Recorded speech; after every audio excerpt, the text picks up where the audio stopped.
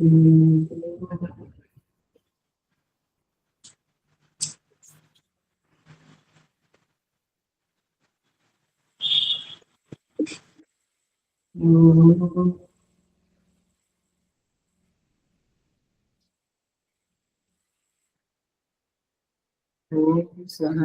भवतु सहनौ भुनक्तु सह वीर्यं करवावहै तेजस्विनावधीतमस्तु मा विद्विषावहै।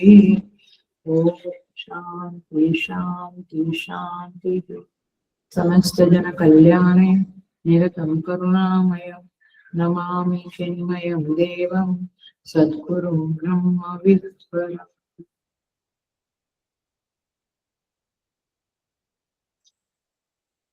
Hari Om. I welcome you all with great love and great respect in these Bhagavad Gita discourses. Sorry for the delay. We will chant 15 chapter, sloka number 1 to 5. Om Shri Paramatmane Namaha. Atha Panchadashodhyayah. Shri Bhagavanuvacha. Urdhvamoolamadha shakham. Ashvatham prahuravayam. Chandansi yasya parahani. Yastam veda sa vedavita. Adhaschodhvam prasutastasya shakhaha. Puna pravruddha visaya pravalaha. Adhascha mulani anusantatani. Karmanubandhini manushya-loke. Narupamasyeha tathopalabhyate. Nanto na chadir na cha sampratishtha. Ashvatthamenam suvirudam. असंजसस्त्रेण दुरेण चित्वा ततः पदं तत्परिमार्गितव्यं यस्मिन् गता न निवर्तन्ति भूयः तमेव चाद्यं पुरुषं प्रपद्ये यतः प्रवृत्तिः प्रसृता पुराणे निर्माणमोहाजितसङ्गदोषाः अध्यात्मनित्या विनिवृत्तकामाः द्वन्द्वे विमुक्ता सुखदुःखसंज्ञैः गच्छन्त्यमूढा परमव्ययं तत्। 5 नंबर का श्लोक हम लोगों ने पिछले क्लास में देखा था। 2 शब्द बाकी थे, विनिवृत्त कामाः द्वन्द्वैः विमुक्ताः।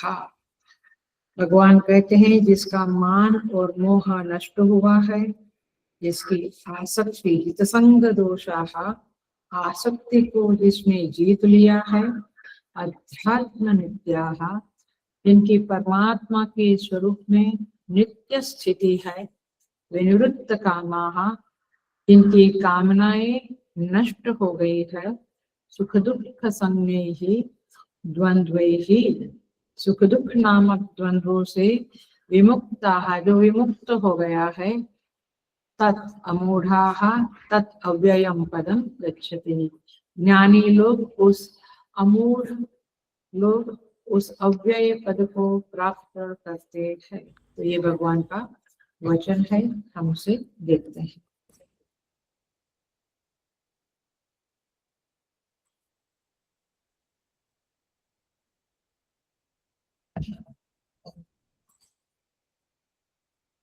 तो विमुक्ताः तत् अव्ययम पदम गच्छति, मतलब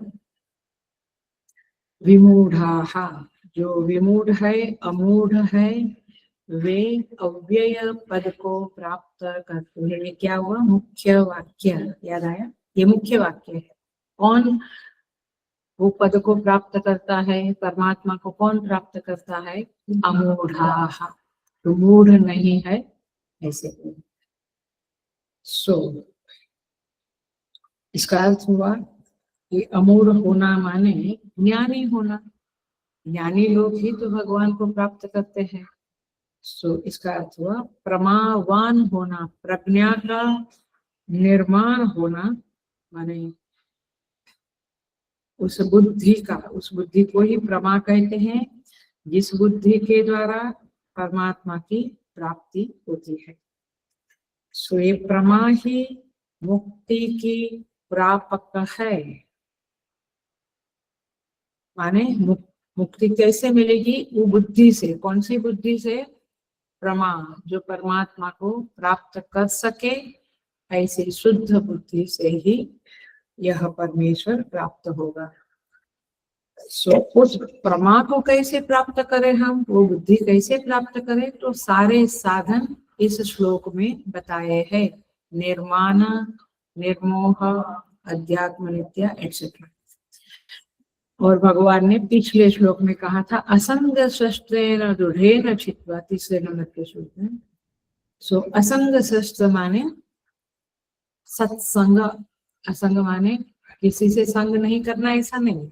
दुर्जनों का संग दूर करो, सज्जनों का संग चालू रखो। तो ऐसा जो साधक है वह साधना के द्वारा, परंपरा साधनों के द्वारा उस प्रमा का निर्माण करता है और फिर उस प्रमा से इस पद को माने परमेश्वर को प्राप्त करता है। तो इसलिए गोस्वामी जी कहते हैं प्रथम भगति संतन कर संगा, दूसरी रति मम कथा प्रसंगा। पहली भक्ति यही है कि सत्संग करो। आप सत्संग नहीं करते हैं, नहीं मैं तो जब करूंगा और पाऊंगा, नहीं, आपको सत्संग करना ही पड़ेगा। और गुरु के घर में जाके अथवा गुरु के द्वारा, आचार्य के द्वारा जब आप सत्संग करते हैं तो फिर ज्ञान होने की संभावना बढ़ जाती है। सो ईश्वर प्राप्ति मुझे करनी ही है, ये बात कैसे दृढ़ हुई? सत्संग के द्वारा। नहीं तो नहीं होती थी, इतना स्ट्रॉन्ग नहीं था। सो इसलिए गुरु का संग, आचार्यों का संग भी पाना जरूरी है। और उसके बाद गुरु की सेवा करनी जरूरी है। रामचरितमानस में कहते हैं गुरुपद पंकज सेवा, तीसरी भगति अमान। गुरु के चरणों की सेवा माने गुरु के आश्रम की सेवा, गुरु के वचन को मान्य करना और उसके मुताबिक फॉलो करना, ये सब साधना जरूरी है। तब जाकर प्रमा का निर्माण होता है। प्रमा माने ईश्वर को पाने की बुद्धि। अभी हमारे पास बुद्धि है, बट अभी क्या पाने के लिए है? संसार को पाने के लिए, ईश्वर पाने के लिए जो बुद्धि है उसे कहते हैं प्रमा। और ये प्रमा ही आपको इस अव्यय पद की प्राप्ति करा के देगी। सो इस तरह से यहाँ पे कहते हैं। देखिए, तो शब्द आया था निर्माण मोह गीत संग दोषाः। तो हमने ये शब्द ले लिए है। अध्यात्म नित्या भी हो गया हमारा। विनिवृत्त कामा शब्द पे आए हैं हम, उसको शुरू करते हैं। विनिवृत्त में भगवान ने भी शब्द उपसर्ग भी लगाया नहीं। निवृत्त कामा ठीक है, माने कामनाएं निवृत्त हो गई, लेकिन विनिवृत्त माने विशेषेण, माने बिल्कुल कामनाएं नहीं होगी तब परमात्मा मिलेगा। कामनाओं को लेकर तो नहीं मिलेगा। सो भाष्यकार देखो क्या कहते हैं। भाष्य में देखो, विशेषतः निर्लेपेन निवृत्ताः कामाः येषां मिला। जिनकी कामनाएं विशेषेण माने, वि शब्द का अर्थ है विशेषेण, माने मूल सहित निवृत्त हो गई है, कामनाओं के बीज भी नहीं रहे हैं, तब जाकर विनिवृत्त कामा होगा। और ये गुण आप में आएगा तब जाकर अव्यय पद की प्राप्ति होगी। सो करना क्या है ये सीधा सीधा बताओ ना, प्रैक्टिकल टिप्स बताओ हमें। ओके, प्रैक्टिकल टिप्स यह है, शोभन अध्यास को काटो। ओहो, ये शब्द तो फिर से कठिन है। शोभन अध्यास का अर्थ होता है, ये बहुत अच्छा है, ये जैसे आपने बोला अंदर क्या हुआ, कभी न कभी मैं इसको पाऊंगा। जब तक ये दुनिया के प्रति शोभन बुद्धि है, अब समझ में आया? शोभन बुद्धि में वाह वाह बढ़िया, आई शुड हैव इट, उसके पास है तो मुझे जेलसी हुआ। शोभन सुंदर सुंदर है, ये बात जब तक संसार के संदर्भ में आपके मन में रहेगी तब तक कुछ गाड़ी आगे नहीं बढ़ेगी, क्योंकि संसार भी शोभन है, परमात्मा भी शोभन है। आपको चूज करना पड़ेगा, संसार तो शोभन है ही नहीं। तो शोभन अध्यास को काटना, इसी का अर्थ है विनिवृत्त काम। कामनाएं कब जाएगी? मुझे इच्छा क्यों होती है? क्योंकि मुझे चाहिए, माने मुझे उसके बिना अधूरा लगता है। So when I want it, इसका मतलब है मुझे उसके प्रति शोभन बुद्धि है, वैल्यू है, महत्व बुद्धि है। Are you getting? हाँ, ये इम्पोर्टेंट है। वो ये जगह सबने देखा, मैं तो नहीं देखा जाकर, मैं तो यूएस नहीं गया और ये जगह नहीं देखी। इसलिए जब अर्जुन कहता है, ये क्लासिक श्लोक है भगवत गीता का ओपनिंग में, नहीं प्रपश्यामि ममापनोद्यात् यत् शोकमुच्छोषणमिन्द्रियाणाम् अवाप्य भूमावसपत्नवृद्धं राज्यं सुराणामपि चाधिपत्यम्। कौन से चैप्टर? सेकंड चैप्टर में ओपनिंग में ही आता है, 7 या 8 नंबर का श्लोक। अर्जुन कहता है भगवान को, मुझे कुछ भी ऐसा दुनिया में दिखाई नहीं देता है जो मेरे दुख को काटे, आया, जो मुझे शोक न देवे, माने संसार की चीजों में शोक देने का स्वभाव है। यत् उच्छोषणम, कहते हैं कि मेरे शोक का उच्छेद कर दे, माने मेरे शोक को मिटा दे, ऐसा इस संसार में कुछ दिखता नहीं। एक टेम्पररी शोक मिटता है हमारा, बट परमानेंटली मिटे ऐसा संसार में ताकत नहीं है। समझ में आ रहा है? माने ये अर्जुन का वाक्य है। तब जाकर भगवान उसे ज्ञान दिया। सो ये बुद्धि हमारे पास है क्या? ये देखो, ये प्रैक्टिस करके देखो, ये संसार की परीक्षा करके देखो, अथवा विवेक बुद्धि से देखो कि क्या मुझे ऐसा लगता है कि ये संसार मेरे शोक का नाश नहीं कर सकता है? वैसे तो लगता है कि करता है। कुछ मूड खराब है तो एक मूवी देख के आए या कुछ टीवी चैनल चालू किया, लेकिन वो टेम्पररी है, परमानेंट नहीं है। Are you getting the point? So इसीलिए कहने का तात्पर्य है कि प्रपश्यामि, संसार के प्रति जरा परीक्षा करो। सो परीक्ष्य लोकान कर्मचितान ब्राह्मणाः निर्वेदमायात्। श्रुति कहती है मुंडक की, ये संसार की परीक्षा करके लोगों में वैराग्य आ सकता है। हम तो परीक्षा ही नहीं करते हैं। पॉइंट ये है कि हम बहे जा रहे हैं, नदी के प्रवाह में एक बहता है, वैसे हम संसार में बहे जा रहे हैं, भोगों में डूबे जा रहे हैं। भोगों का कभी अंत नहीं होता। लेकिन भर्तृहरि महाराज क्या कहते हैं? भोगान भुक्ता वयमेव भुक्ता, तपो न तप्ता वयमेव तप्ताः, कालो न याता वयमेव याता, तृष्णा न जीर्णा वयमेव जीर्णा। क्या समझा? हम भोग नहीं भोगते हैं, भोग हमको भोग लेते हैं, हमें जीर्ण बना देते हैं। तृष्णा न जीर्णा वयमेव जीर्णा, हमारी इच्छाएं कम नहीं होती है, हम जीर्ण हो जाते हैं। माने जीर्ण माने बुढ़ापा आता है, ताकत नहीं रहती है। सो तात्पर्य ये है, परीक्षा करनी चाहिए और विनिवृत्त कामा की क्वालिटी को जीवन में अपनाना चाहिए। सच्चाई तो यह है संसार की, सुनना है। सच्चाई यह है कि दुनिया खुद कहती रहती है, ध्यान से सुनना, अटेंशन प्लीज। दुनिया खुद कहने लगती है कि मैं इस लायक नहीं हूं कि आप मुझे पसंद करो।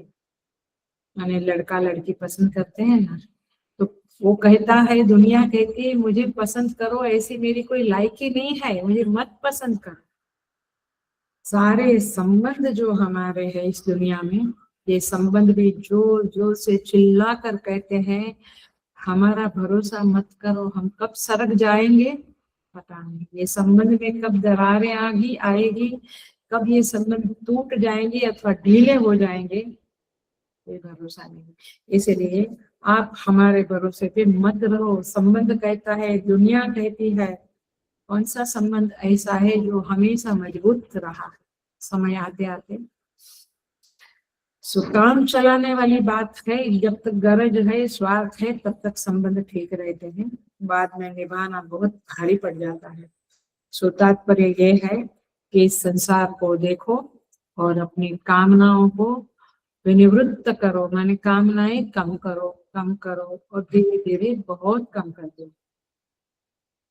बट इसका मेन जो सबसे बेसिक पॉइंट है वो यह है, क्या करेंगे आप कामनाएं कम करने के लिए? शोभन अध्यास को काटो।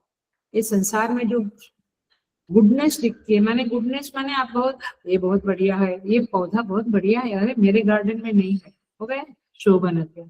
ये साड़ी, ये ड्रेस बहुत बढ़िया है, कहाँ से लिया? शोभन अध्यास। इसलिए साधु बनना जरूरी है, क्योंकि आप कहते साधु भी खाता, हम भी खाते, वो भी सोता, हम भी सोते, क्या फर्क क्या है साधु में? वो भी फ्लाइट में घूमता, हम भी फ्लाइट में घूमते। साधु में यही फर्क है कि उसको एक ही कलर पहनना है, या व्हाइट या ये ऑरेंज, और वो कलर पहनना है तो चाहे 4 ड्रेस रखा है काफी है आपको। तो are you getting the difference? और उसको जो भिक्षा में मिलता है वो काफी है, लेकिन यहाँ तो रोज नई नई आइटम चाहिए, क्योंकि बोर हो गया रोज खिचड़ी खा के।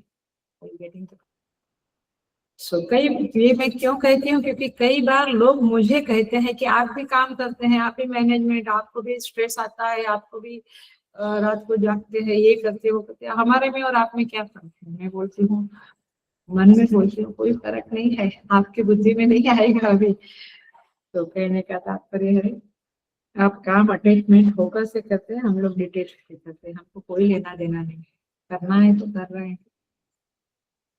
सो द पॉइंट इज दिस, इस तरह से यहाँ पे कहते हैं विशेषतः निर्लेपेन निवृत्ता कामाः येषाम्, इनकी कामनाएं कम हुई। कामनाएं बहुत है तो क्या हुआ? सेकंड चैप्टर, ध्यायतो विषयान् पुंसः संगस्तेषुपजायते संगात् संजायते कामः।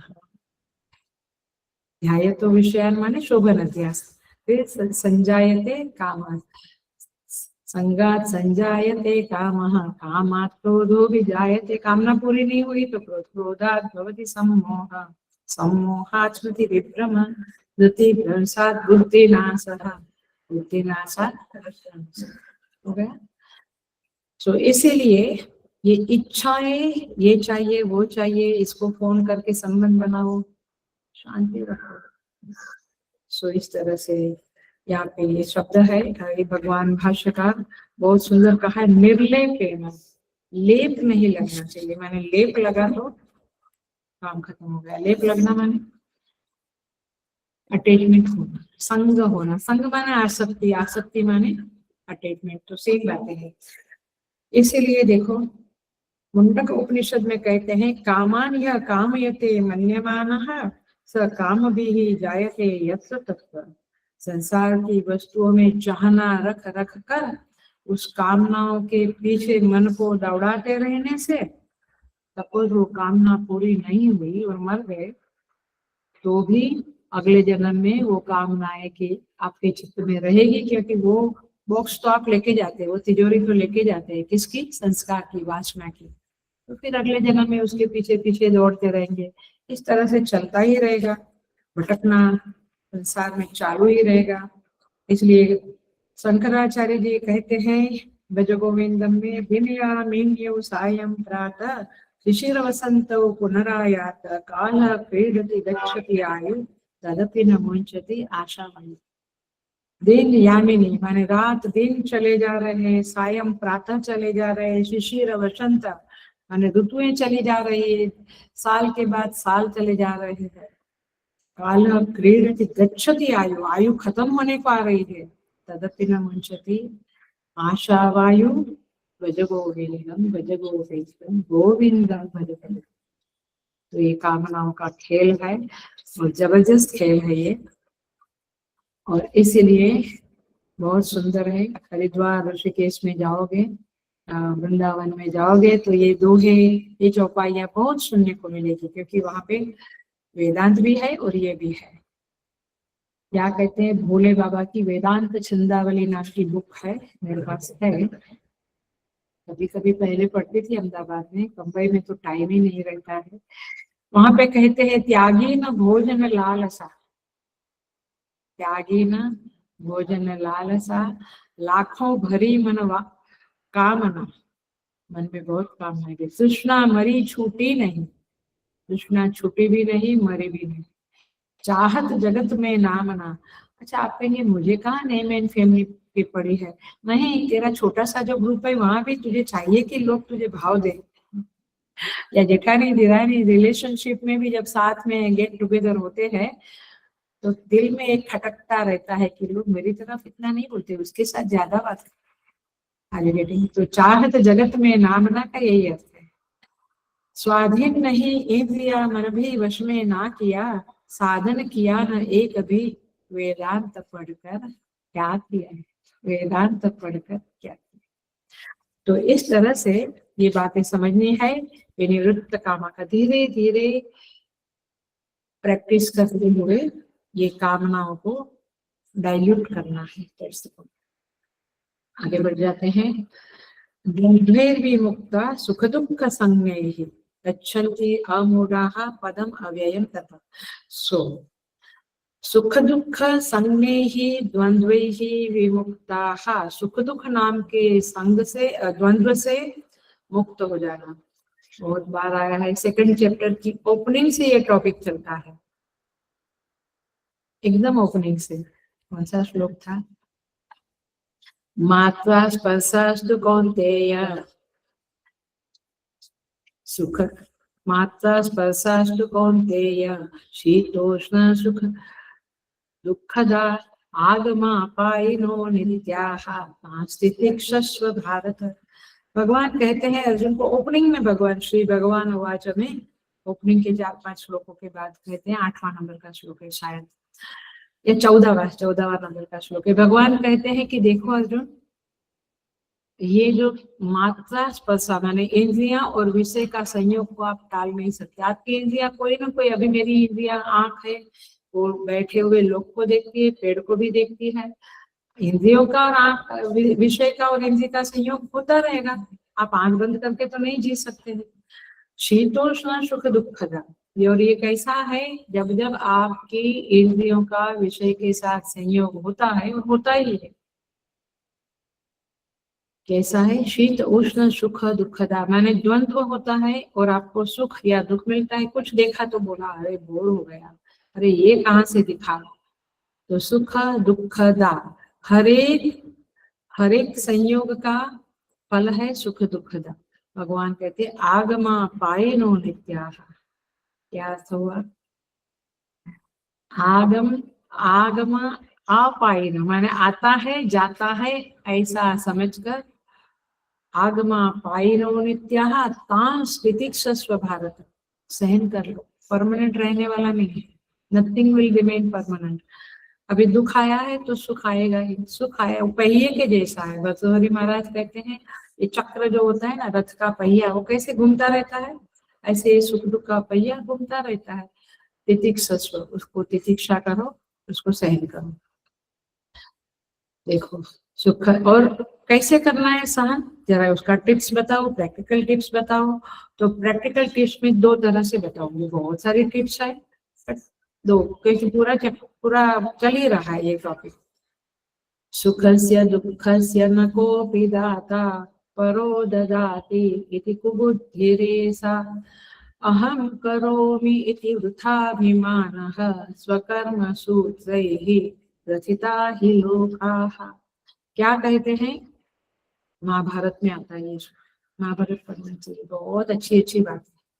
सुखस्य दुःखस्य न कोऽपि दाता, सुख दुख का कोई देने वाला नहीं है। परो ददाति इति कुबुद्धिरेषा, दूसरा कोई मुझे देता है, ये गलत फहमी है। अहम करोमि इति वृथाभिमान, ये मैंने किया, ये मैंने किया, ये वृथाभिमान है। स्वकर्म सूत्र ही ग्रथिता ही लोकाः, हम अपने कर्मों से बंधे हुए हैं। कर्म का सूत्र से हर जीव बंधा है। तो मेरे अच्छे कर्म का फल सुख आया, बुरे कर्म का फल दुख आया, सिंपल अंडरस्टैंडिंग है। इस वैसे तो टीवी में भी हम सुनते हैं आजकल कि लोग ये सिद्धांत को बोलते हैं, और आज नहीं पहले से जैसा किया वैसा भरोगे, ये सब बातें हम जानते हैं, लेकिन हम क्या हो जाते हैं, डिस्टर्ब होते हैं। तो भगवान कहते हैं ताम तितिक्षस्व, तो तितिक्षा करने का हेतु है आप इस सोच को, इस थिंकिंग को हृदय से लगा दो। आखिर सोच ही मुख्य है, सोच माने थिंकिंग। इसलिए संत लोग कहते हैं, गुजराती में नरसिंह मेहता बहुत बड़े संत हुए, बोलते हैं सुख दुख घट साथे रे घड़िया, सुख दुख मन मान आनिए रे। माने शरीर मिला तो सुख दुख उसके साथ घट साथे जड़िया, उसके साथ जड़ा हुआ है, फिर मन में उसको एब्सॉर्ब कर लो। ये एब्सॉर्प्शन बहुत बड़ी चीज है, कि सुख दुख को एब्सॉर्ब करना, सुख को तो एब्सॉर्ब करना ये बहुत बड़ी बात है, दुख को भी एब्सॉर्ब करो, माने तितिक्षा करो। कहते हैं इसका उपाय क्या है भगवान, माने हे प्रभु ये तितिक्षा लाना, ये सुख दुख में सम रहना, समता को अपनाना, क्या करें? ऐसे तो होता नहीं है, डिस्टर्ब हो ही जाते हैं, चिंता करने लगते हैं। भगवान कहते इसका कोई उपाय तुम्हें कारगर नहीं होगा, परमानेंट नहीं होगा। एक ही उपाय है, भगवान के चरण को पकड़ो, ईश्वर की शरणागति कर लो, उनके सामने खड़ा रहकर कहो, क्या कहो, भगवान ये जो आपने दुख दिया है अब मुझसे सहन नहीं होता है, किया जितना था उतना किया, अब मुझसे बिल्कुल सहन नहीं होता है, आप उसको थोड़ा डाइल्यूट कर दो ताकि मैं उसे सहन करूं, या फिर आप मुझे सहन शक्ति बढ़ा दो, अब आप ही कुछ तो करो, मेरे से अब नहीं होता है। जब आप भगवान से ये बात कहेंगे तो भगवान नहीं करेंगे क्या? इतनी श्रद्धा तो रखो कि वे जरूर सुनते हैं और हमें रिस्पॉन्स करते हैं। वो संत क्या कहता है, मैं जानता हूँ कि मैं प्रेयर जो करता हूँ, मेरी प्रार्थना प्रभु सुनते हैं। वो सुनकर किस तरह से रिस्पॉन्स करते हैं ये मुझे नहीं पता, बट वे सुनते जरूर है, ये श्रद्धा रखना जरूरी है। और इसीलिए विनय पत्रिका में एक भजन आता है जहाँ पे कहते हैं, विनय पत्रिका में 160 नंबर का भजन है, मैं हरि पतित पावन सुने, मैं पतित तुम पतित पावन, दो बान का बने। मैं पतित आया, मैं पतित हूँ, बट तुम कौन हो? पतित पावन, पतित को पावन करने वाले, मैं गंदा हूँ, तुम स्वच्छ करने वाले, दो बाना का बने। लेकिन हम दोनों अब दोस्त बन गए, मैंने हमारा एक संबंध बन गया, मैं शिष्य तुम गुरु, मैं भक्त तुम भगवान। ये संबंध जो हमारा बन गया है तो आपको अब सुनना पड़ेगा। इसीलिए प्रार्थना सुनी तो जाती है, बट जैसे मेरा क्लोज व्यक्ति है तो एक फोन किया तो ट्रांसफर हो गया मेरे अकाउंट में, क्योंकि मुझे जरूरत है। दूर वाले को जरा रिक्वेस्ट करना पड़ेगा अथवा 4 लोगों के पास जाना पड़ेगा, अरे वेटिंग। भगवान से संबंध बनाओ। So that is the point कि आप तितिक्षा, आप तितिक्षा कर सकोगे। और यहाँ पे कहते हैं सुख दुख संज्ञैहि द्वंद्वैहि गच्छन्ति, माने सुख दुख के द्वंद्व को जब आप सहन करना सीख लेते हो तब भगवान के पास पदम अव्ययम तथा उस अव्यय पद को प्राप्त करने की क्षमता, योग्यता आप में आती है। ये पूरा श्लोक किसका है? 5 नंबर का श्लोक याद रखो, किसके लिए है? उस पद की प्राप्ति के लिए न रूपम से आगे आगे जाओ, असंग शस्त्रेण दृढ़ेन चित्वा तथा पदम तत्परिमार्गितव्यम यस्मिन् गता न निवर्तन्ति भूयः, माने जहां जाकर वापस नहीं आना है, उस पद को प्राप्त करने के लिए है। इस श्लोक में, ये 5 नंबर के श्लोक में जो साधना बताई है, 5 साधना बताई है, वो करनी पड़ेगी। और इसको गले से लगा लो, हृदय से लगा लो। देखो ध्रुव जो था, अपमान हुआ तो चुप होके बैठा नहीं, अरे मैं क्या करूं, मेरी माँ को ही दासी की तरह गया जंगल में। और भगवान, जब आप भगवान के शरण लेने की शुरुआत करते, प्रारंभ करते, तब तक भगवान आपको कोई दे देता है कि जो आपको मदद करे। नारद जी रास्ते में मिले, ओम नमो भगवते वासुदेवाय का मंत्र दिया किया, और फिर वह ध्रुव बन गया, उसकी इच्छा पूरी हुई। Are you getting the point? So the point is this कि भगवान के प्रति आपको ये भावना रखनी पड़ेगी और संबंध रखना पड़ेगा। देखिए, विनिवृत्त कामाः द्वंद्वैर्विमुक्ताः, क्लासिक एग्जाम्पल है हमारे भगवान राम जी का। वाल्मीकि रामायण में क्या कहते हैं? समुद्र इव गांभीर्यम धैर्येण हिमवान इव। ये तो हमने देखा कि आज राज्याभिषेक हो, कल राज्याभिषेक होने वाला था और कह दिया जंगल में जाओ, कोई फर्क नहीं पड़ता है, चित्त पे कोई एक निराशा की एक रेखा भी नहीं आई। इसलिए राम जी के लिए महर्षि वाल्मीकि लिखते हैं, समुद्र एवं गांभीर्यम, समुद्र के जैसा गंभीर है, न छलकता है ना सूख जाता है। हम लोग सूख जाते हैं तो छलकने लगते हैं, गुड़ी गुड़ी हुआ तो छलकना, जरा सा कुछ हुआ तो सूख जाए।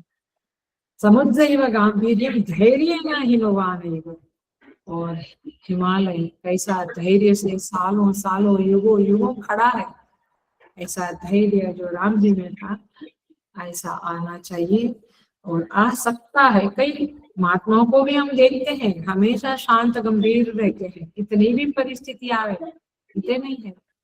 क्लासिकल एग्जाम्पल प्रेमानंद जी महाराज का है, वृंदावन के, जो इतनी सालों से किडनी का डायलिसिस चलता है, लेकिन चेहरे पे वो, हमको तो एक पेट में दुखा तो कैंसर तो नहीं होगा कुछ भी हुआ तो तुरंत डिस्टर्ब अंदर, बाहर भी अंदर है। मन से बहुत स्वस्थ हूँ, फिर भी कहते हैं कि मैं स्वस्थ हूँ, मन से बहुत स्वस्थ हूँ। ये मन से स्वस्थ होना ही मेन है। हम लोग बाहर से शायद ना दिखाए, बट मन से बहुत डिस्टर्ब हो जाता है छोटी छोटी चीजों में। तो ये सब हमें ध्यान रखना है, और इसी को कहते हैं द्वंद्वे सुख दुख, द्वंद्वे विमुक्ता सुख दुख संगमे भी। तो जब ये चीज आएगी, एक निश्चय पक्का होगा कि मुझे परमात्मा प्राप्ति चाहिए, बाकी जो होना है सो होवे, चाहे अच्छा होवे बुरा होवे, आई डोंट केयर। इसी को छठे अध्याय में कहते हैं, सनिश्चयेन योक्तव्य योग अनिर्विण्ण चेतसा। अनिर्विण्ण चेतसा माने, निर्विण्ण माने विषाद दुख, चित्त में निराशा दुख की एक रेखा भी ना आवे, इस तरह से निश्चय पूर्वक अपने लक्ष्य को प्राप्त करने के लिए प्रयत्नशील होना चाहिए। माने इस तरह से यहाँ पे कहते हैं, ये दो वैल्यू रह गई थी, इसको हमने अब किया। देखिए, इसका क्लासिक एग्जाम्पल हम बताते हैं, जबरदस्त है इसका एग्जाम्पल। एक बार स्वामी अखंडानंद जी महाराज वृंदावन के, उनका फेमस है आश्रम अखंडानंद जी का आश्रम, और हमारे स्वामी सुबोधानंद जी और स्वामी चिदानंद जी जो शिवानंद जी के शिष्य हैं, और पूज्य स्वामी चिन्मयानंद जी के गुरु बंधु हैं, वे लोग बैठे थे। उस समय में कोई पूछा कि ये जो निर्माण मोहा जो श्लोक है उसका एक्सप्लेनेशन करें। अखंडानंद जी महाराज को पूछा, तो अखंडानंद जी महाराज ने कहा कि इसका जो श्लोक है उसका अर्थ मेरे सामने बैठा है स्वामी चिदानंद जी महाराज। मेरा नसीब माने गुरुदेव की भगवान की कृपा है कि मैं मोर देन 3-4 टाइम्स मैंने उनके साथ में खाना भी खाया है, और उन्होंने मुझे रुद्राक्ष की माला भी दी है। लेकिन परमधाम में जब अहमदाबाद में थी तो बाजू में शिवानंद आश्रम था, तो वे जब भी आते थे हम लोग दर्शन करने जाते थे, और मैंने कहीं ऐसा नहीं देखा है वो दृश्य जो वहां पे मैं देखती थी। हर बार वो आते थे, हजारों लोग, उनका ग्राउंड बहुत बड़ा है, हजारों लोग आते थे, एक साथ सामूहिक दीक्षा देते थे, और आज तक वो लोग मंत्र जप रहे हैं। मैंने उनका प्रभाव था ऐसा, और बहुत पतले पतले थे, ऐसा लगता था गिर जाएंगे अभी, लेकिन बहुत स्ट्रॉन्ग थे।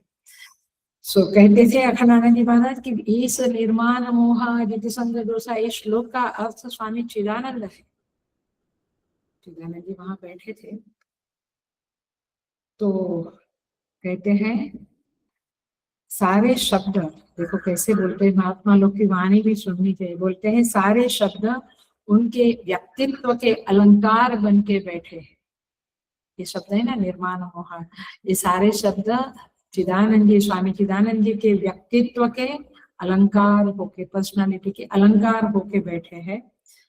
तो चिदानंद जी महाराज ने कहा हो सकता है आप बोलते हैं कि आप महात्मा है तो सत्य होगा, क्योंकि महात्मा लोग असत्यवाणी नहीं चाहते, सत्य होगा। परंतु वो चिदानंद जी के अलंकार थोड़े हैं, वो तो गुरु ने पहनाए हुए अलंकार। What a beautiful answer.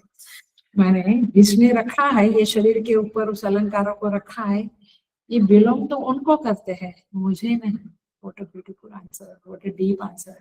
माने जिन्होंने ये अलंकार मेरे शरीर, मेरी पर्सनालिटी में पिरोए हैं, ये उनके हैं। सो ही एक्सेप्ट ऑल्सो। नहीं तो ना ना ना ना ना ना, मन में तो कुछ है कि हाँ मेरी प्रशंसा की, ऐसा कुछ नहीं। What a deep answer. ये अलंकार है तो कहते हैं कि ठीक है, आप कहते हैं तो हो गए, लेकिन ये चिदानंद का थोड़े है, ये तो गुरु का है, जिसने रखा है उसका है, उसको भी लिखा। तो पॉइंट इट इसकी, ऐसे महात्मा लोग अमूढ़ा, हमको अमूढ़ा शब्द से पहचानते हैं भगवान, उनकी पहचान अमूढ़ा शब्द से कराते हैं, और वे लोग अव्ययम पदम प्राप्त गच्छन्ति, वे वहां पे उस अव्यय पद में प्रवेश कर जाते हैं। उनके अंदर उनकी उनकी जो अंदर की स्थिति है उसको सूफी संत ने बहुत अच्छी तरह से कहा है। वे लोग एक दिन में नहीं बनते, बचपन से, क्योंकि हम लोगों का भी अनुभव है कि बचपन में जब दूसरी लड़कियों की बातें, उनके चित्त की स्थिति जो होती थी, हमारी वैसी नहीं थी, हम बचपन से ही थे, तब जाके साधु बनता है कोई।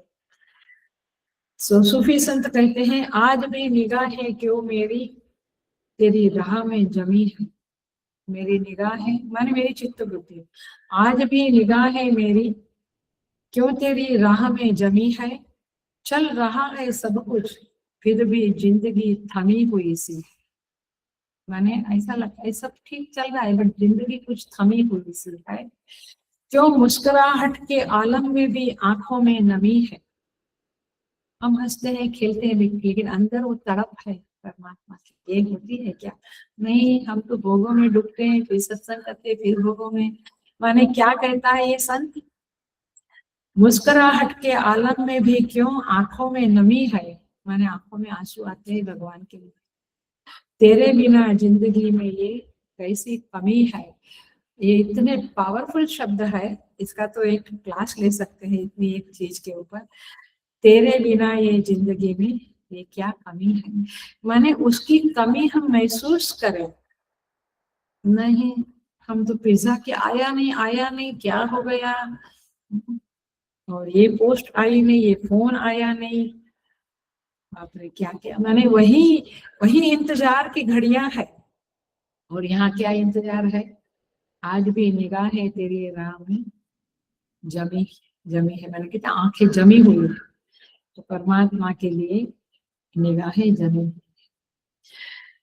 सो इस तरह से यह श्लोक बहुत पावरफुल है, और इसका पूरा क्रक्ष के लिए एक शब्द बोले तो यही है, तत्शरणतया, उसकी शरण में रहना सीखे।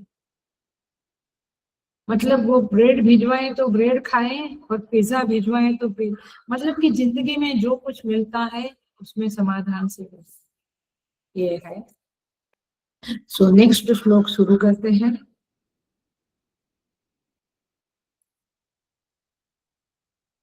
न तद्भासयते सूर्यः न शशांको न पावक यद्गत्वा न निवर्तन्ते तद्धाम परमं मम। ये 6 नंबर का श्लोक है, और आपको पता है पहला सृष्टि प्रकरण था 1, 2, 3, इन 4, 5, 6 मुक्ति प्रकरण था, तो मुक्ति प्रकरण एंड सृष्टि प्रकरण यहाँ पे खत्म होता है। अब कहते हैं न तद्भासयते सूर्य न शशांको न पावकः यत् गत्वा, जहां जाकर माने जिस पद को प्राप्त होकर न निवर्तन्ते, वापस आना नहीं होता है। पिछले श्लोक में कहा ना, अमूढ़ाः गच्छन्ति तत्पदम, उस पद को अमूढ़ लोग प्राप्त करते हैं। कौन सा वो पद है? तो कहते हैं कि वह पद ऐसा है जहां जाकर वापस नहीं आना है, और वहां पे न सूर्य प्रकाश भाषयते, माने उस पद को सूर्य प्रकाशित नहीं कर सकता है, माने सूर्य सारे जगत को प्रकाशित करता है, उस परमात्मा को नहीं। न शशांक न चंद्रमा न पावक, अग्नि भी नहीं, वो मेरा परम धाम है। उस धाम में सूर्य का प्रकाश नहीं, चंद्र का नहीं, जैसे दुनिया में सूर्य चंद्र का है ना, वैसे नहीं, यह मेरा परम धाम है। सो तात्पर्य यह है कि यहाँ पे मूल बात कहते हैं कि यह परम धाम जो है, यानी परम धाम का अर्थ हम करते हैं, क्लियर करते हैं। देखिए, भगवान कहते यह मेरा धाम है, तद्धाम परम मम, मेरा धाम है। ओ अच्छा, वैकुंठ है, कैलाश है, गोलोक है, साकेत है, क्या है? ध्यान से समझ लेना। हेलो, अटेंशन प्लीज, बिल्कुल अटेंशन से सुनना, क्योंकि ये इम्पोर्टेंट पॉइंट है। वास्तविकता यह है कि परमात्मा स्वयं धाम है, परमात्मा स्वयं ही धाम है। उनका धाम नहीं, जैसे मेरा घर, तुम्हारा घर, ऐसे भगवान का धाम माने घर, एक प्रकार निवास स्थान। चल, ऐसे भगवान का निवास स्थान नहीं है। क्यों? क्या लॉजिक है? हाँ, क्योंकि वो सर्वत्र विराजमान है। घर कहाँ से आएगा? वो स्वयं सर्वत्र है। अब मैं इधर हूँ तो मेरा घर है, मैं उधर नहीं हूँ तो वो आया, ये मेरा घर है। सो परिचिन्न हूँ मैं, है ना, एक लिमिटेड एंटिटी हूँ, तो वो तो परिपूर्ण है, सर्वत्र विराजमान है। सो इसलिए समझो, पहली बात तो ये समझो कि ये वाक्य को समझना पड़ेगा। परमात्मा का धाम ऐसा यदि हम वाच्यार्थ लेवें तो राहु का सिर ऐसा कहना पड़ेगा। राहु के तो दो है कि एक है? एक ही है, तो इसलिए राहु तो सिर ही है, राहु का सिर कहना निरर्थक वचन है। वैसे भगवान का कोई निवास स्थान नहीं है, भगवान तो सर्वत्र निवास करते हैं। और सुन लो क्या कहते हैं, गतिर्भर्ता प्रभु साक्षी निवास शरणं सुहृता।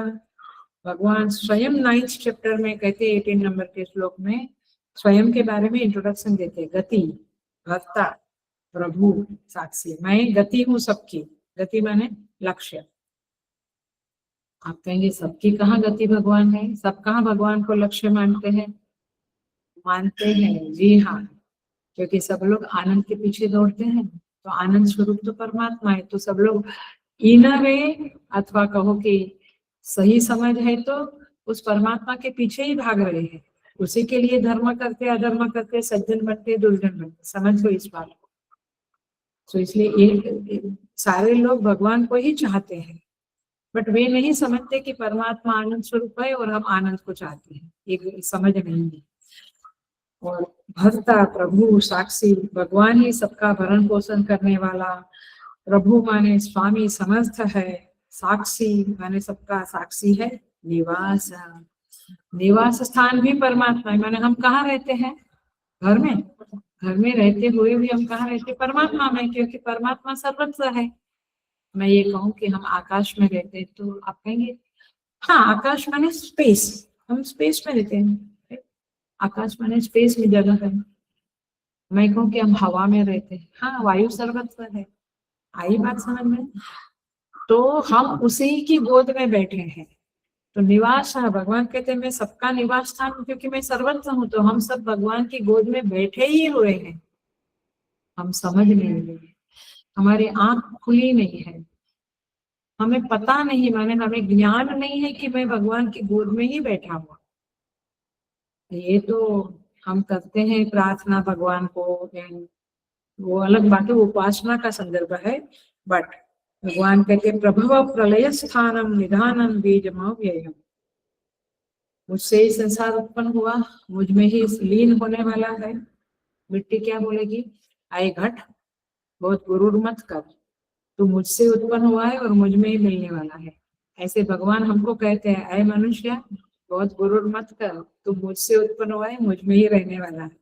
तो प्रलय प्रभव प्रलय स्थानम निधानम बीजमव्ययम्, मैं ही सबका बीज हूँ, मुझसे ही सब कुछ उत्पन्न हुआ है। निधानम, निधान माने स्टोर रूम, इंग्लिश में स्टोर रूम में सामान रखते हैं ना, ऐसे भगवान इस बड़ा लौकिक बोल रही हूँ, बट यहाँ पे कहा है निधान माने वो स्थान जहाँ सब चीजें रखते हैं। धा माने टुकपुट, धा धातु है, इसका अर्थ है टुकपुट, रखना। तो हमको कहाँ रखा गया है, भगवान में, क्योंकि भगवान निधान है, स्टोर रूम है, तो उसमें ही सब कुछ रहते हैं हम। तो अब प्रश्न आता है, भगवान ने तद्धाम परमम मम, मम धाम क्यों कहा, मेरा धाम ऐसा क्यों कहा। देखिए, इसके लिए कहीं जाने की, कहीं करने की जरूरत नहीं है। माने जनरली, अटेंशन प्लीज, ध्यान से सुनिए, जनरली लोग शरण स्थान ढूंढते रहते हैं। बच्चे भी कहते हैं ना, मेरा कोई फ्रेंड नहीं है, आप कहते हैं डोंट वरी, हो जाएगा। शरण स्थान माने जहां मुझे सुख मिले, जहां मेरा कष्ट दूर होए, वो ढूंढते रहते हैं हर चीज में। ओ ये चाकू अभी ये हो गया है, इसकी धार खत्म हुई, नया चाकू, नए चाकू के शरण में गए। शरण स्थान ढूंढते रहते हैं, वस्तुओं का, व्यक्तियों का, घरों का, गाड़ियां, अच्छी गाड़ी लो, शरण स्थान माने ये गाड़ी मुझे अब बहुत अच्छा सुख नहीं देती। सो शरण स्थान ढूंढना, खोजना, ये मनुष्य का स्वभाव है। लेकिन भगवान सबसे बड़ी शरण स्थान है, ये हमारी समझ नहीं है। इसलिए भगवान कहते हैं कि वह जो धाम है वो मैं हूँ, और मैं स्वतः सिद्ध हूँ, चिन्मय स्वरूप हूँ। चिन्मय स्वरूप माने प्रकाश स्वरूप हूँ, प्रकाश माने ज्ञान स्वरूप। तो मुझे प्रकाशित करने के लिए सूर्य की जरूरत नहीं है, अर्थात मुझे जानने के लिए सूर्य की जरूरत नहीं है। किसकी जरूरत है, गुरु की जरूरत। कौन सा श्लोक बोलते हैं हम लोग शाम को रोज आरती में, सुबह शाम दोनों टाइम,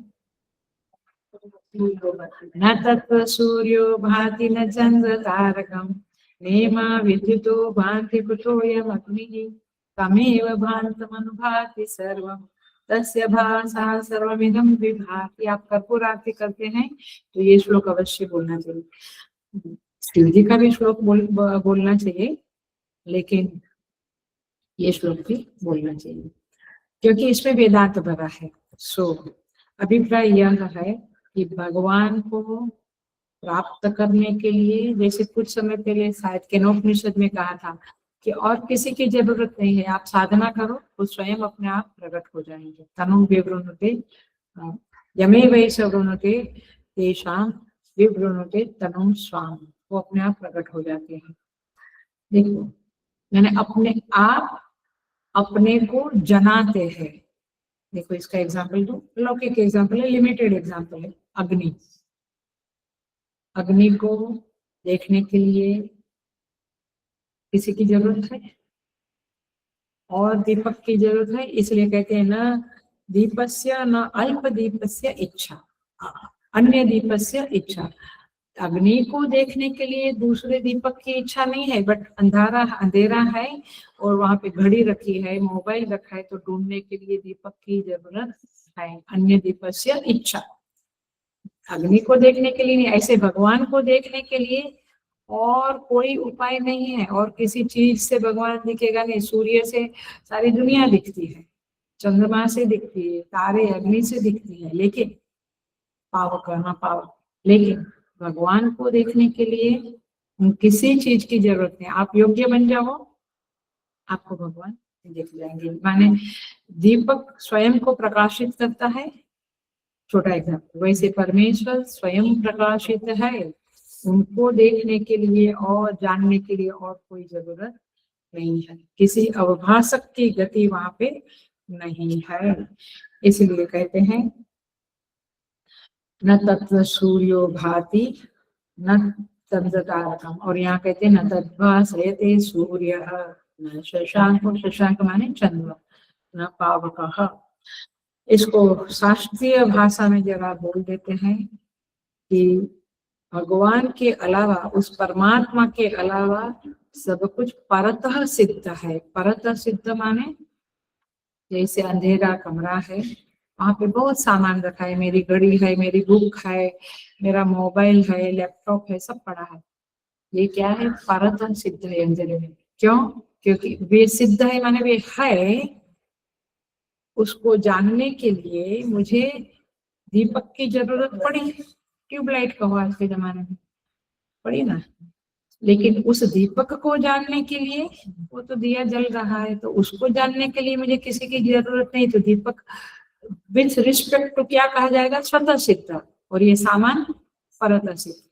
लेकिन संसार के संदर्भ में सारा संसार परतः सिद्ध है, ये वस्तु अपने आप को जाहिर कर रही है क्योंकि उसमें सच्चिदानंद भरा पड़ा है। ये पेड़ कहता है मैं हूँ, मुझे देखो, क्यों? क्योंकि उसके अंदर सच्चिद आनंद बैठा हुआ है। सच्चिद आनंद माने, सत्य माने एग्जिस्टेंस, उसका एग्जिस्टेंस हमें मालूम पड़ता है क्योंकि उनमें वो परमात्मा बैठा है। आगे यही बात समझ। तो इसी को शास्त्र में कहते हैं प्रमाता च प्रमाणम च प्रमेयम प्रमितिस्तथा यस्य प्रसादात् सिद्ध्यन्ति तत्सिद्धौ किम अपेक्षते। विवेक चूड़ामणि में आता है कि ये जो प्रमाता है, जानने वाला, प्रमेय जानी जाने वाली चीज, प्रमाणम जिससे जाना जाता है वो, और प्रमिति माने जो भ्रमा उत्पन्न होती है हमारे अंदर कि ये गुलाब का फूल है, ये कैसे होती है? यस्य प्रसादात सिद्ध्यन्ति, जिसकी कृपा से ये मालूम पड़ता है।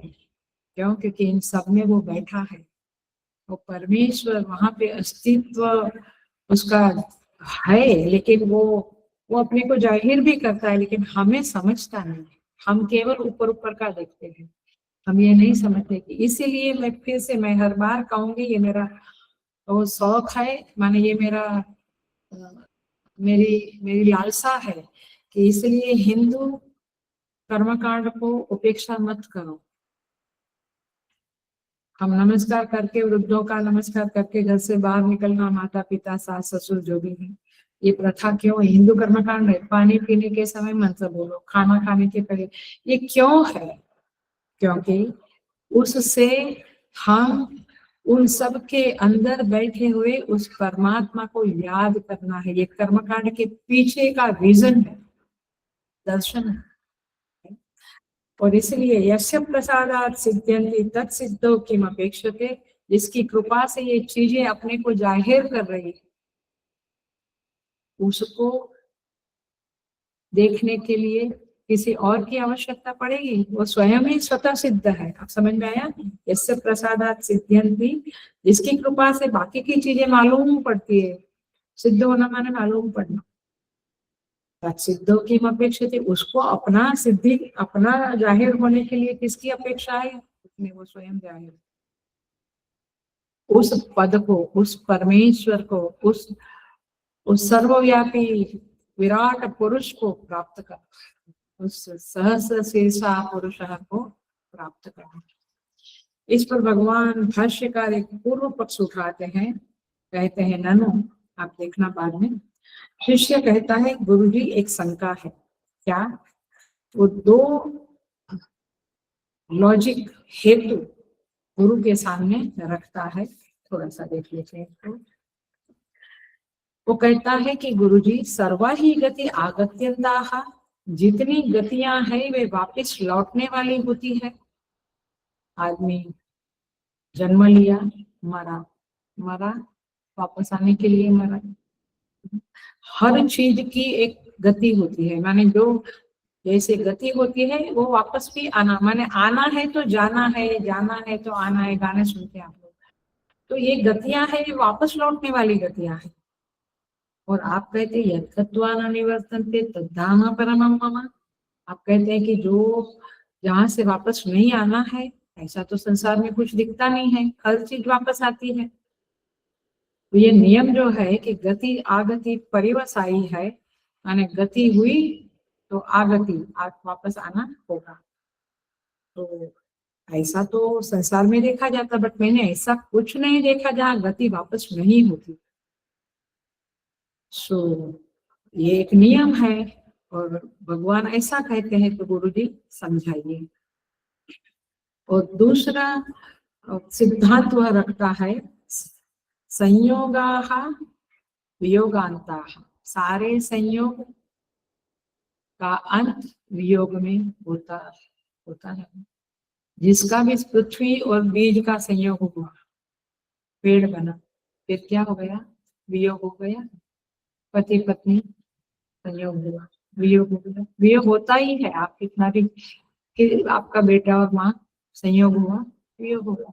माने अच्छा, घर का संयोग मेरे साथ हुआ, कभी ना कभी मैं जाऊंगा या घर जाएगा, कुछ तो हर संयोग वियोगांत है। वियोगांत माने उसका वियोग अंत में होना ही है, हर चीज का।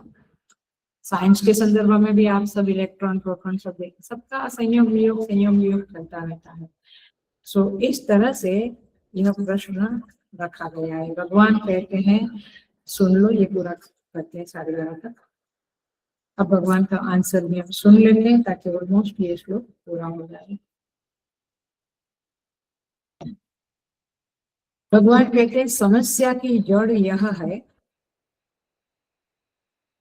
कि दूसरा यदि दूसरी जगह जाए तो लौटना पड़ता है। दूसरा अगर दूसरे से संयोग करे तो वियोग होता ही है। लेकिन मान लो अपनी गति अपने में ही, तो फिर आगमन कहाँ होगा? मैं थोड़ा सा बताता हूँ। अपने से ही संयोग हो तो वियोग की संभावना कहाँ है? मतलब ये हुआ, इसका लॉजिक दिया है, संसार की चीजें परिच्छिन्न है। परिच्छिन्न माने सीमित है, लिमिटेड, इसलिए एक जगह से दूसरी जगह जाती है फिर आती है। एक परिच्छिन्न वस्तु दूसरी परिच्छिन्न वस्तु से संयोग करती है, फिर वियोग होता है। लेकिन यहाँ पे तो जो जीव है वह ईश्वर ही है, और माने ब्रह्म और ना हम, माने जीव और ब्रह्म में फर्क नहीं है। सो तात्पर्य ये हुआ कि जीव ही ईश्वर को प्राप्त कर रहा है। तो जीव किसको प्राप्त कर रहा है? स्वयं को ही प्राप्त कर रहा है। पकड़ी बात? माने जीव और ईश्वर में अभिन्नता होगी तो बात अलग हो जाएगी, बट यहाँ तो स्वयं ही स्वयं में जाना है। पानी पानी में जाएगा तो उसका वापस आने की बात कहाँ हुई, और उसका संयोग वियोग की बात कहाँ हुई? तात्पर्य ये है कि जीव ईश्वर के पास गया तो लौटेगा क्यों? कहाँ से लौटेगा? नदी समुद्र में मिल गई, वापस कहाँ लौटेगी? है स्वयं, क्योंकि नदी भी पानी है, समुद्र भी पानी है, तो स्वयं स्वयं में मिला तो लौटने वाली बात नहीं है। बट मैं अमेरिका गया तो अभी जो चल रहा है ट्रम्प साहब का, यह सब जगह पे क्या है, वापस आने का संभावना बन जाता है। सो द पॉइंट इज दिस कि जीव कौन और ईश्वर कौन? तो रमण महर्षि बहुत सुंदर उपदेश साथ में कहते हैं, ईश जीवयो वेश विधा। केवल वेश अलग है, हमारा एक लिमिटेड शरीर है, उनका विराट है। वेश माने उपाधि अलग है, बट मूलतः दोनों एक ही है। क्या है दोनों? जीवो ब्रह्मैव नापरः, जीव ब्रह्म ही है और कुछ नहीं है। शंकराचार्य जी का ये वचन है, और उपनिषदों का विरोध सूत्र में भी ये बात है। तो जीव कोई और नहीं है, और में जा नहीं रहा है, वो स्वयं में ही जा रहा है। और कहीं जाता तो लौटने की बात थी, बट ईश्वर में ही वह प्रवेश कर रहा है, इसलिए लौटने वाली बात नहीं है। और इसलिए इस जीव को ईश्वर का अंश आगे के श्लोक में बताएंगे, बट अंश बताने के लिए नहीं है, ये दोनों में एकत्व है, ये बात करने के लिए ये श्लोक आ रहे हैं। इसलिए गोस्वामी जी कहते हैं ईश्वर अंश जीव अविनाशी चेतन अमल सहज सुख राशि। ईश्वर और जीव दोनों ही चेतन ही है। देखिए इसको जरा सा लॉजिकल बोलते हैं। एग्जाम्पल देखिए, यह जो आकाश है इसको क्या बोलेंगे, महाकाश। और घट में जो आकाश है घटाकाश, ठीक है। अब ऐसे भाषा की तरह से वाच्यार्थ में क्या बोलेंगे, जो घटाकाश है वो महाकाश का अंश है, बट आखिर में वो क्या है, आकाश ही है। ऐसे जीव परमेश्वर का अंश है, लेकिन वास्तव में तो फिर वो यदि परमात्मा को मिलेगा तो खुद ही खुद में मिला ऐसा हो जाएगा ना। आई बात समझ। इसलिए जीव मिथ्या एंटिटी है, ये बात हमने केनोपनिषद में भी करी और गीता के 13 चैप्टर में भी बहुत बात करी। इससे पहले अभी भी कपड़े के ऊपर अम्मा लोग ये घर बनाते थे, मैंने दूसरे धागे से, धागा ही है, कपड़ा भी धागा है, धागे से ही घर बना, पनिहारी बनी, कुआं बना। याद आता है गांव का एक दृश्य, ऐसा बनाते थे। तो आखिर कौन किसको मिला, सब एक ही है।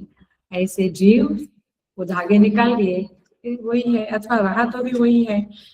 और एक एग्जाम्पल देते हैं, जहाँ पे कहते हैं कि सूर्य आकाश में है, उसका जो बिंब वो बिंब है, उसका जो प्रतिबिंब है वो जल में है, तालाब में, नदी में, चांद तालाब में।